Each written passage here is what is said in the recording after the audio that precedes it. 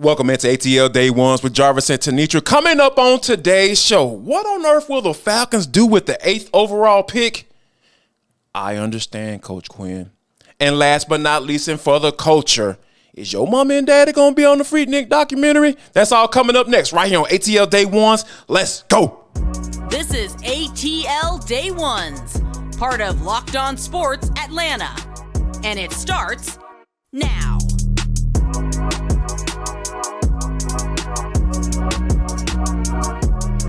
I want to start off by saying thank you for making ATL Day Ones your first listen of the day. Remember, we are free and available wherever you download your podcast.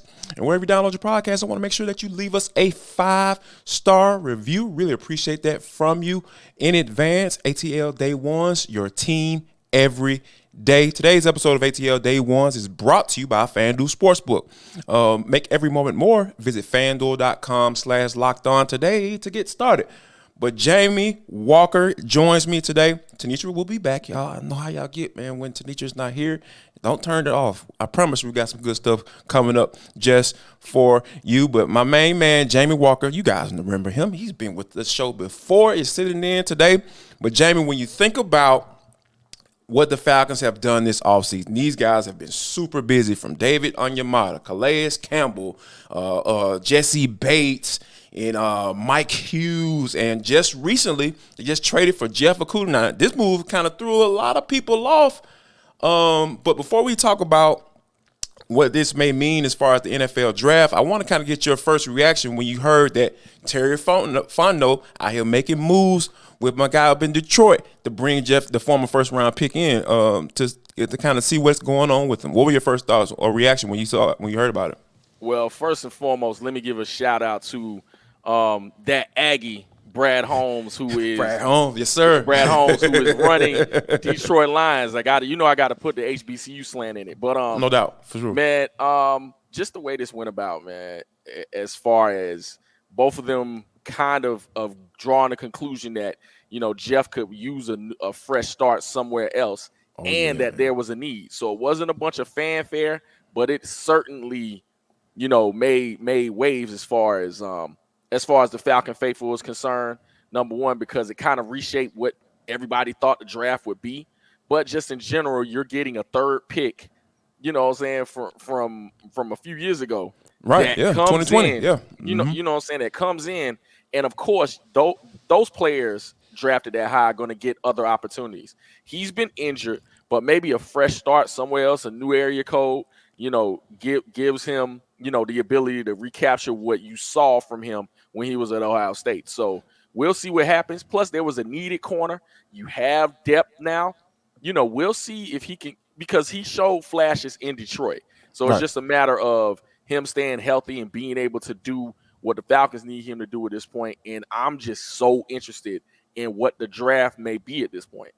You know what? I think back when they when they traded for Okudah, I think back to that draft, the 2020 draft, because everybody was talking about whether or not, it was a cornerback from Florida, whose name escapes me right now, AJ Terrell and Jeff Okudah, and everybody was dwelling in or digging in on how Jamar Chase had gave AJ Terrell the blues. So everybody was like, oh, no, he's not he's the third guy out of those guys. And I think that when you think about it now and you're looking back, you're like, wait a minute, what were we thinking? AJ Terrell is the best. He was the best cornerback coming out of this draft. Hindsight 2020, obviously. But when you think about where AJ Terrell's trajectory is now, probably going to be one of the highest paid corners once the Falcons pick up that option. I just look at it I think the draft is just so funny, man, because hands down, Jeff Okudah was coming out of Ohio State. He was the number one guy. And to see him right now being traded, and, a team trying to find some value and see if they can get something out of him, I just think it's always been interesting to me how that draft plays out of just a few years after those guys have been drafted by their respective teams. So I think that I feel like the Falcons are in a good space, and I think this is a win-win situation, regardless of how it plays out or how Okudah plays, because, like you said, it's only a 5th-round pick. And, the guy only has 1 year left on his deal. And I think the Lions even paid like $1.5 million of his salary. So it's just like, man, come on, man. This is a no-brainer right here. So I think this is going to be very interesting. But I am interested in where the Falcons go now. Like you said that the cornerback they're deep in there now.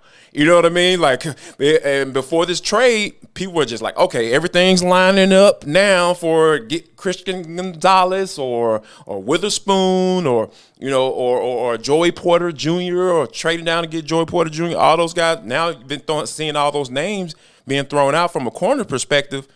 But Jay, like, where do you think Terry Fontenot goes now? Because like you said, they are deep right now. They got D. Alford. They got Cornell Armstrong, who's not a starter, but he's a guy. He's a body that that gave you some decent snaps last year.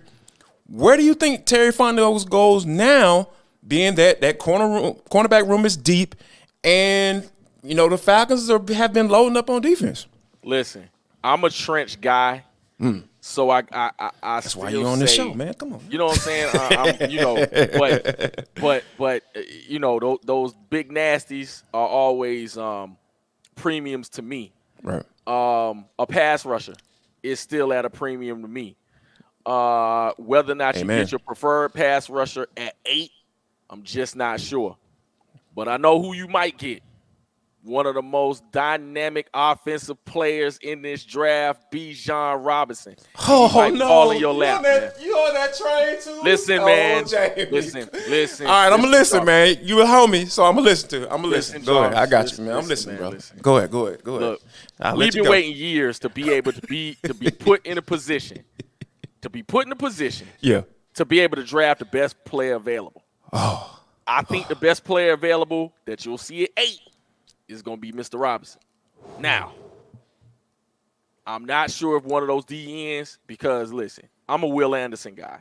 Yeah, I don't me think too. He's going to be gone. Love him. Oh, yeah, he's not going to be there. No, absolutely not. No way. Not going to be there. Jalen Carter, not going to be there. I don't think. I don't think he's going to fall either. Yep. I don't think he falls. Mm-hmm. I love running backs because I was one. But you're not going to get who you want to help you rush the passer or even create havoc in the pocket as far as that dude. Yeah. Why not go get an offensive piece? Now, I'm not saying go get another wide receiver. Oh, no. We don't need to go there. No, I don't see that. No. Wide receiver, no. Yeah. No. It's just really two things that I think you can do here. And that is you could go get Mr. Robinson. Or you can trade back and get you some more picks. Now, you lost a 5th-round pick, but I think that's for a purpose. That was a great purpose. And that was a Jacksonville pick that you got in the Calvin Ridley trade. So, Exactly. You got 2 4ths, so. Yep. Okay. Yeah, so it's all right. It's all good. But I think you're onto something, because I really feel like the reason why I wasn't really in on Lamar Jackson was because, like, I feel like the Falcons had so many needs everywhere. And given how busy they've been this offseason, like, they've built it up to a point where you can at least consider that best player available piece, right? Like, wholeheartedly best player available, and just like, you know what? Bijan Robinson, okay, I don't know. It's an offensive player, all right. I'd rather you go offensive line or maybe find some value, a couple of picks back, like you said, and trade down and pick up a couple extra picks, because at certain positions, this draft is pretty deep, and specifically the cornerback position. I think there's some guys, there's some value in the 2nd and 3rd rounds that you can find, because I got a chance to get my eyes on a couple of guys down at the Senior Bowl. So there is some value there at that particular position. However, I think that given the Falcons, the moves that the Falcons have made, I feel like they are setting themselves up to do wholeheartedly pure best player available. And I think Terry Fontenot hasn't been shy about that being his philosophy, because, like, being able to add certain players to certain rooms is very key for a team that has been, had a talent deficit at specific positions. And I think that that edge rusher, I don't want them to get into a point where they're reaching, because, like you mentioned, Will Anderson's going to be gone. I feel like Jalen Carter, I agree with you that Jalen Carter's going to be gone. And I'm not sold on Tyree Wilson, man. Like, right. I've watched a few of his games, and I don't get it. I don't see a top 10 player. I see a guy with some potential, but for what the Falcons need, they need somebody that can come in day one. You know he's a starter. Oh yeah, because a lot of times, like those guys last year, like Arnold Ebiketie, D'Angelo Malone, we knew those guys were capable, but we know that it's going to take some time to develop, and hopefully they can get that sophomore leap, into that system because, we talked about the development that they needed to get, and we saw flashes last year, but we're looking for those guys to develop. But if you're going to draft a guy at 8 off the edge, that dude got to be ready to come in and produce, man. And I feel like, I'm not there yet. I'm still not sold on the whole Bijan Robinson piece, but I understand. I think Terry has made it understandable at this point. Had you not acquired what you have on defense, had you not gotten the best safety that was available, had you not gotten a piece from the New Orleans Saints at defensive tackle, had you not gotten depth at linebacker, had you not gotten Jeff Okudah, it's presentable to the people at this point that you go get the best available. And I think the Falcons haven't been in that position in quite a few years because they've been cash strapped. They've been, all you heard about in the last few years was value pick this. Well, now you can go get the best available if you want to. You can go get the best available offensive lineman, even though I don't think that would excite the fan base. It would be one of those. It would be needed, though. Yes, it would. Yes, it would. It would be needed. Exactly. So when you're looking at the way that everything is kind of shaping up, it's hard for me to say you're playing with house money because you still have to turn these pieces into production. But at the same time, when it comes to just setting up pieces in general, like you are doing well right now. I haven't been this probably not excited because I still don't know what the players are going to do. But just addressing the needs, I haven't seen this kind of structure in years, man. So I like where I think satisfied is a good word to use. Yeah, satisfied. Real good word. Been real satisfied. Speaking of satisfied, how about this? I've been satisfied with what Quin Snyder has done so far. But as I got to thinking about what the Miami Heat did and what the Hawks did against the Miami Heat, I'm starting to second guess myself because I had a particular reaction when the Hawks decided to bring Quin Snyder in. We'll talk about all that next. But first, we got to talk about Built Bar.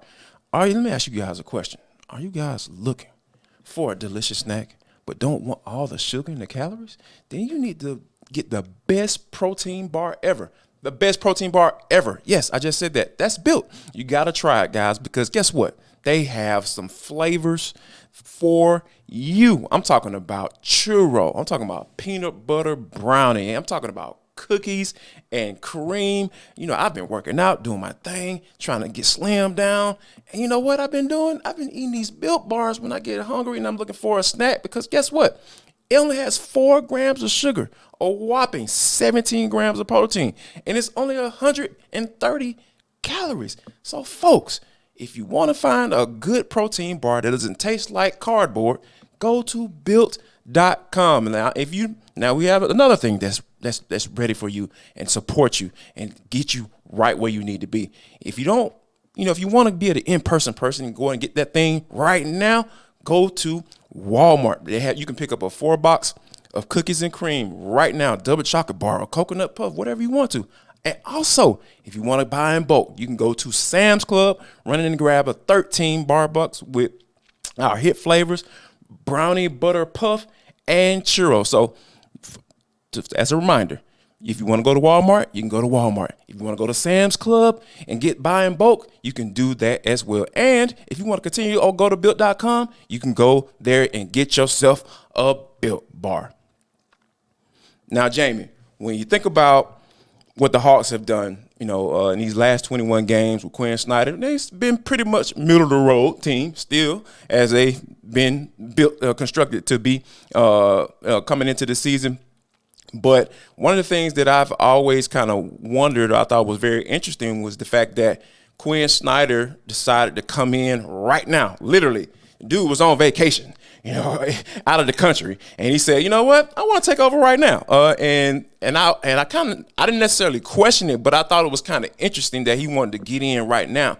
Now that I look back at that matchup between the Heat and the Hawks, now I'm at a space where I understand, because we've seen just a little nuggets of things that have changed a little bit. But now this team, they're going to fall back into who they are, because that's just who they are. And it's going to take some time to get out of break those habits that they have sometimes defensively. But the improvement that I've seen from guys like Jalen Johnson, also AJ Griffin, Sadiq Bey, those guys have benefited tremendously since Quin Snyder has come in and take over as a coach. And I think now I'm starting to really understand why Quin Snyder said, you know what, family, y'all stay on here on vacation. I'm about to go here and go coach this team. Well, I mean, clearly he loves coaching, because no doubt, absolutely. Vacation and wanting to do this, especially in the back half of the year, not kind of certain that this team would even get into the playoffs. You're taking a large bet on yourself, but absolutely. In conjunction, he has the contract that has security. So it's not like he's worried about, getting fired. The team's not going to fall off a cliff, things of that nature. But I'll tell you what, man, when you look at the way this squad is built and just look at some of the things that you heard about Nate before he left, when you talk about Nate McMillan, good coach, but not necessarily a coach that can coach young players. All those players you just mentioned are improving. I've seen Jalen Johnson up close when he was at College Park, and you can see the potential. So now that he's on the big squad, you see him start to flourish, and you're getting what you thought you would get when he came from Duke. And so now, when you come in and I don't know if you would call Quin Snyder a player's coach, but that's kind of what that's building into. You've never heard much about, players not liking him and things of that nature. And so just that breath of fresh air when it comes with Quin Snyder, along with his concepts. He's a good coach, especially on the offensive end. He can get them to play defense and just get them to buy in just a little bit, because let's keep it frank. Miami beat up on the Hawks all year, literally physically beat them up.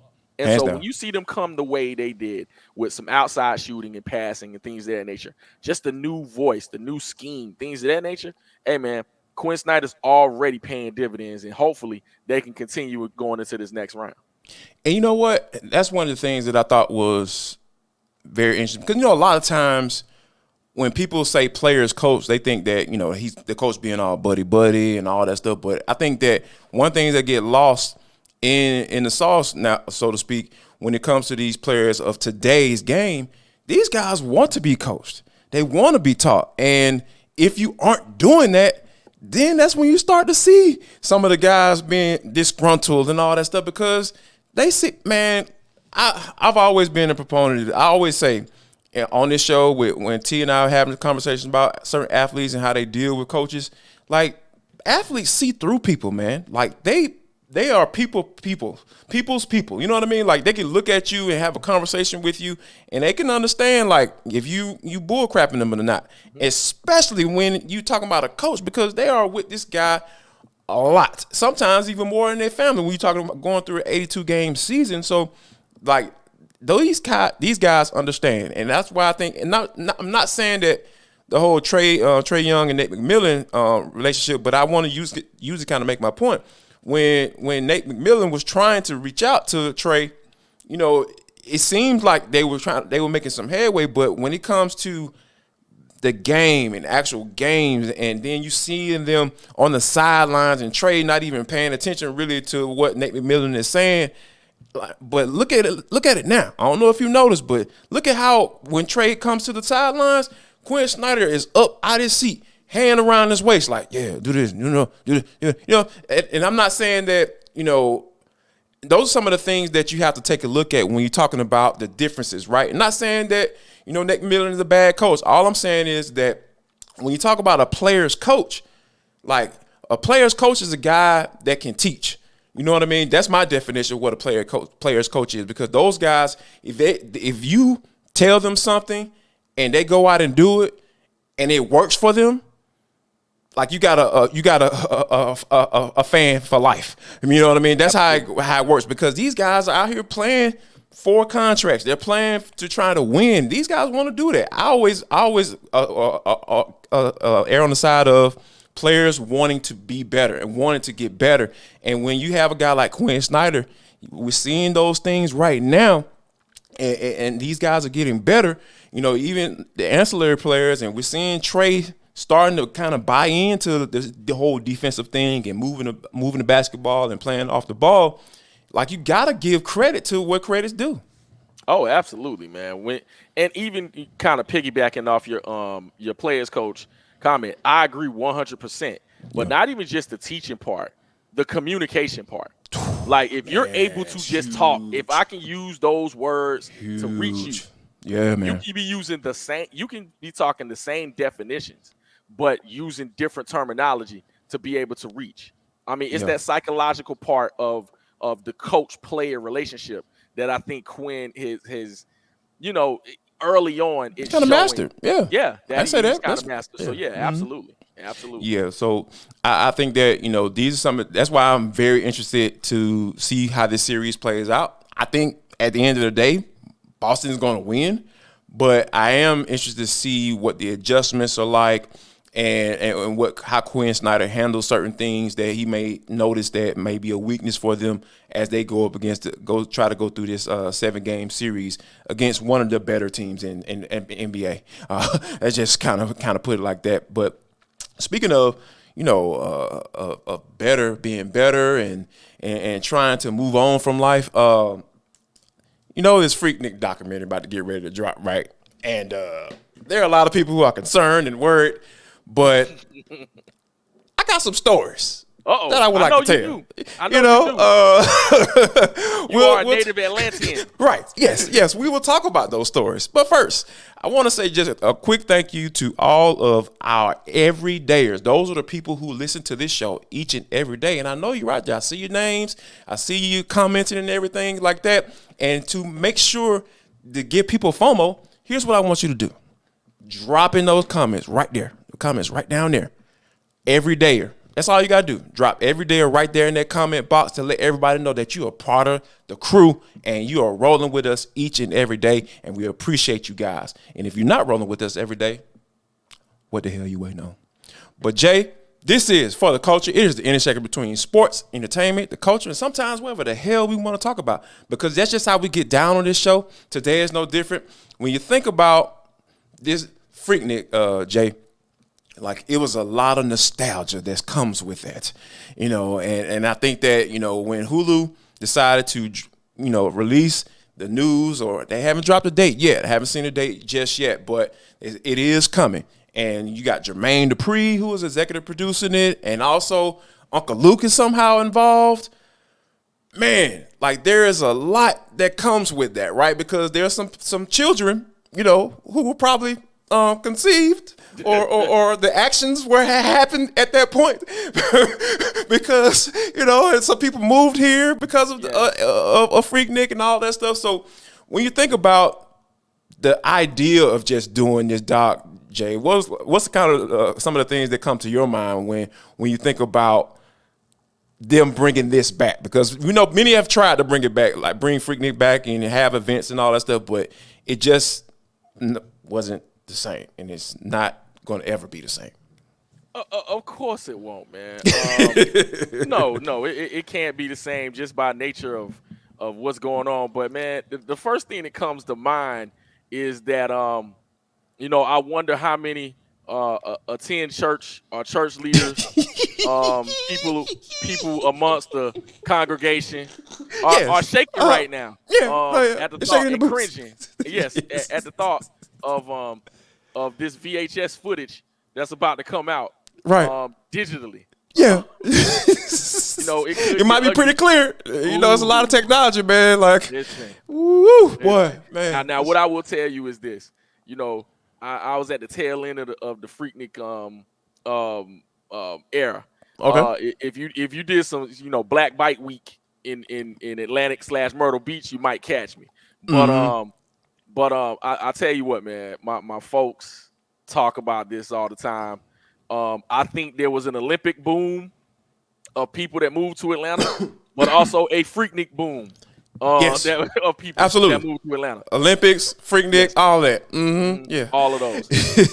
So I think, man, this is gonna be real interesting to see because initially when they first talked about this documentary coming out, it's been talked about. I figured, okay, maybe a day or so they'll talk about it, move on. But literally, people have buzzing. nonstop talked about this They've been buzzing for a week straight now, Yes. and like there is real worry when it Yes. comes to being out. So I'm like, okay, yeah, this gonna be good. I don't know if it's hype or if it's just like people legitimately worried, but it's been talked about for a week straight. So Yeah, it has to be good though, right? Because when you think about every time you hear the word Freaknik, like people just start smiling, people start looking around. It was just like, and then it was so funny, man. I was on Facebook the other day, and one of my friends on Facebook, we went to the same high school, and she was talking about how she was having a text conversation with her mom. So she screenshot the text, and her mom was joking like, yeah, you know your mama gonna be on that documentary. You know how I get down back in the day. She was like, "Mom, stop, no." And I think that's everybody's thoughts or feels. But when I think about that time, because I mean, I was a young teenager, so it wasn't like, yeah, let me go drive down and see what's going on. But I'll never forget this, man. Like this is my big time Freaknik story. Like whether it's good or not, we'll be able to judge that. But if you don't like it, oh well, I'm still gonna tell it. But my mom, my dad, and my brother, all of us was in the van. I don't even think they even knew that Freaknik was going on. So we were downtown, went to Walters to go get some shoes. You know what I'm saying? Like, you know how to keep it fresh. Absolutely. Dude, when I say we were like, I think we were on Decatur Street. We were right there on Decatur Street, right before you get to Walters. And there's a little intersection right there. So we driving through, and I just see this lady, like super tall. I'll never forget. Tall, dark skin, tall glass of water. Had the little leopard, little type long flowing situation going across she was walking across the intersection. And then I would say, Jay, it was like 5 seconds later. Whoosh, all you just see is dudes like this with cameras, walking up on her and everything like that. And then soon after she got bum rushed like that, you just saw these people in red shirts, a little church group just coming through, knifing through the crowd, trying to get to her and kind of block the dudes off they're trying to surround. I was like, man, what is going on here? So, like, that's why I say I start to smirk a little bit when I hear Freaknik, because it's just like, man, there was some interesting times, and I know it started out pretty pure, but it started to get real crazy, man. And I know a lot of people who have a lot of Freaknik stories that aren't necessarily good. So I'm really interested to see how Hulu portrays this thing in today's era. So yeah, because it's going to be very interesting. Yeah, we're going to see, because I'm telling you, man, it's going to be, one of those conversations where it reflects back to don't do as I say, not as I did. No doubt.